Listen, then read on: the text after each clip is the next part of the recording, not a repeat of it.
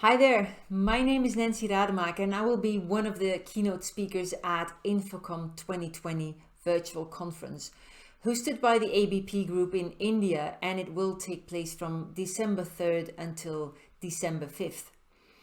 Now, this is already the 19th edition of this event, and it won't surprise you, this year it will be a virtual edition.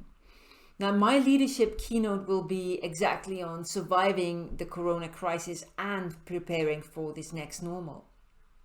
And so some of the topics that I will be talking about will be around resilience and the need for agility. It will be about the changed human and how we have to deal with this in this age of well-being. About the extended focus on your brand and innovation, and then finally also about the need for a new leadership focused on empathy. So my keynote will be held at December 3rd at 4 p.m. India Standard Time, and I hope you do catch it at this year's edition of INFOCOM 2020.